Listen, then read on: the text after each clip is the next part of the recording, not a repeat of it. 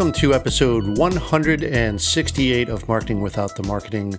Very happy you can join me. I'm in the middle of this series that is Social Strategy 201, part of a larger, 16, 17, 18 part series, I don't know, about Content Marketing 201, just because, well, look, these things are not working anymore.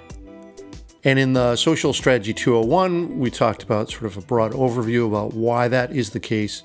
Then went into, in the episode that's listening, asking, interacting, talking about just sort of using social differently. And then the last episode, the most recent one in this series, on measurement and iteration, so that we're getting data and actually using it to make adjustments. But today I want to question a core concept of social strategy, which is the concept of getting a following. Now, this seems to be the goal of social, and we certainly see hundreds of examples where this works for brands and celebrities and social influencers.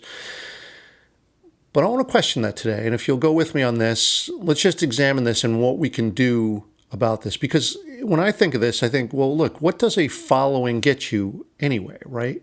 More eyeballs, more attention on its own? Who cares, right? Eyeballs are inefficient. They're awareness. And of course, as I say over and over again, awareness is the first step in a customer's journey. They're not going to go any further without a first step. But that awareness is worth so very little in the scheme of things. And without a pathway set up, it's all but worthless. And today's web makes sure of that. It's working against us as humans who want to connect with humans. And as I've been saying throughout this whole series, social media is not what it used to be. For the platforms, they gave into the advertising imperative that forced consolidation of these platforms. We haven't seen a lot of new innovation. And for us using it, this sort of bait and switch had a significant impact, right? We used to be able to just set up an account, start posting, start getting interactions. People are clicking through to our website. Those days are long gone. Now, I say bait and switch because all these platforms promised one thing to gain wide usage so that we'd all use it, right? And then they changed the rules midstream. So now what we see is organic reach is way, way down, and we're just on social so they can serve ads to us, just like any modern media, which is so disappointing when you think of what the potential was here. Now, a Facebook page is still a necessary place on the web for you and your brand, but let's face it, it's as passé as Facebook itself. And this is not the horse that you want to bet on. Same thing with Facebook Live, with Instagram, and even with the other Facebook properties too, like Messenger, WhatsApp.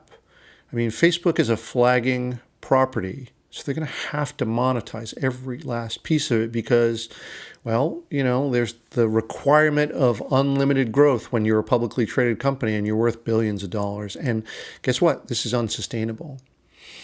Now, the algorithm wants us to connect with content that holds us captive, right, so they can serve ads to us.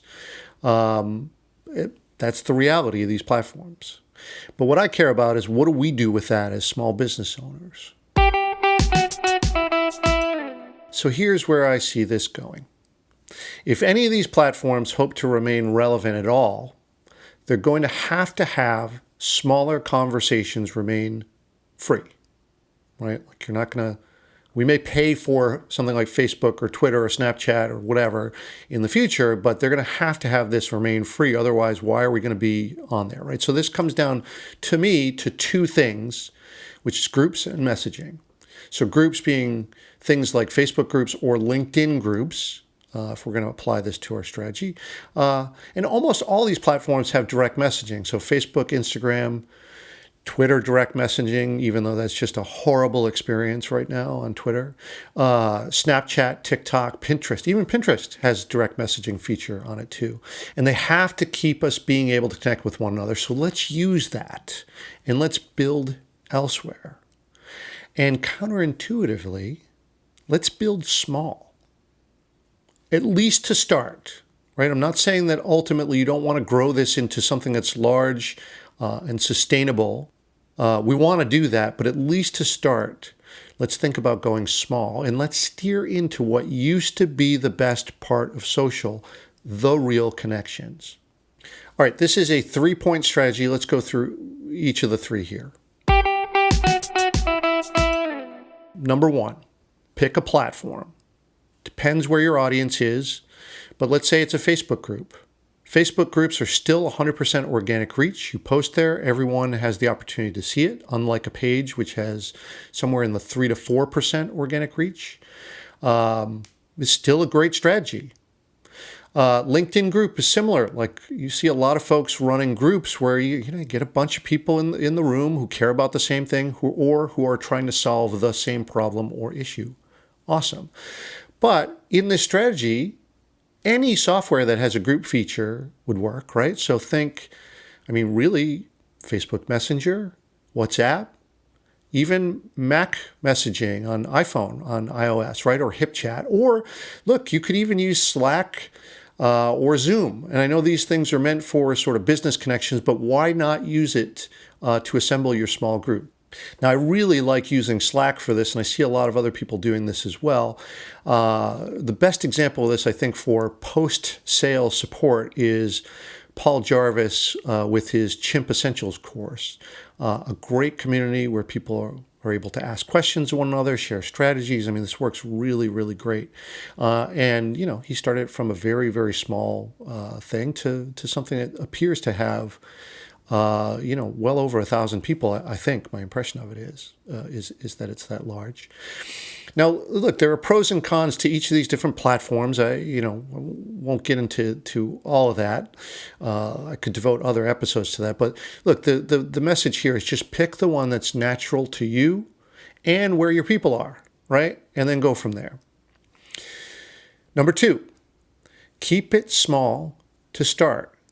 So when you start your group, your Facebook group, your LinkedIn group, whatever, the first wave is hand-picked, invite only, no one else. This might be, literally 2 or 3 additional people besides you, 6 people, 10 people, whatever it is, where it is hand-picked. You are bringing a bunch of people together, again, who care about the same thing. Let's get everyone in a virtual space and start the discussions.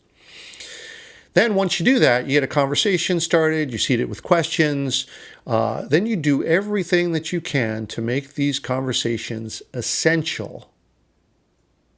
This is hard because you can't control that, but you can influence it, right? So bringing good questions into the group, sharing useful links, curating things for people, helping them solve a particular issue. All these are ways to make this where someone has to keep coming back because this thing is so good. They make it a part of their everyday. Again, this is hard, but if you can do this, think of how valuable those connections are. And then number 3, scale it slowly. And here's how I would recommend doing that. Once it's established and people see the clear benefit of this group that you've set up, then allow people to nominate another person for the group or 2 others. Just set up a rubric, whatever that is. Just say, hey, we're getting a lot out of this. Let's extend it now. Everyone is allowed to nominate 1 or 2 other people. Still, you're going to approve these folks who are coming into the group. And all of a sudden now, the group size has doubled and or tripled in this first wave. And then you see how it goes, right? That's going to change the group dynamics. Make sure everyone of that core group is on board with doing this so that they welcome people into the group. And then you iterate, right? You go stage by stage and make a real decision at each point in the process as to whether or not it gets too big to be manageable, right? You want to keep this contained so that, again, those relationships are super strong and people are cementing bonds in this group. Because if you've done that, the value goes up a lot. And here's the most amazing thing about this strategy when it works. You are bringing people together. You're creating connections. And if any of these relationships between people in the group become truly fruitful, you will be credited for it. You are the one who brought people together. And there's really nothing as worthwhile that I can think of in the digital space or in real world. And again, yes, it's incredibly difficult to do, but those are exactly the things that make it the most valuable. All right, I'm going to stop there because I wanted to keep this to strategy and not specific how-tos, but let me know what you think. Have you used any of these platforms before? A group's strategy or a group message or Slack that was outside of sort of a workplace application? Have you tried any of these and ditched them because they didn't work? I would love to hear this. So in the interest of going to where your people are, hit me up where I spend my time. That's on Twitter, @mbosey, LinkedIn, @mbosey, or lately I've been doing a lot more with Patreon, also @mbosey, or of course in the comments section in the show notes to this episode. And speaking of Patreon, if you've been enjoying this podcast, please consider supporting me on Patreon. I've got a private feed for supporters with extra exclusive episodes and videos and lessons from my online courses. And the link is patreon.com/mbosey. Or book a session with me at controlmousemedia.com/strategy, and we can look at applying a small group strategy to what you do. It'd be fun. All right, thank you again for listening. In the next episode in this series, I'm going to get into Facebook ads. If we just want to give in and steer into that strategy of doing ads and boosting posts and all that, there is a way to do it right, and I'll go over that with you in the next episode. All right, thank you, and we'll see you then.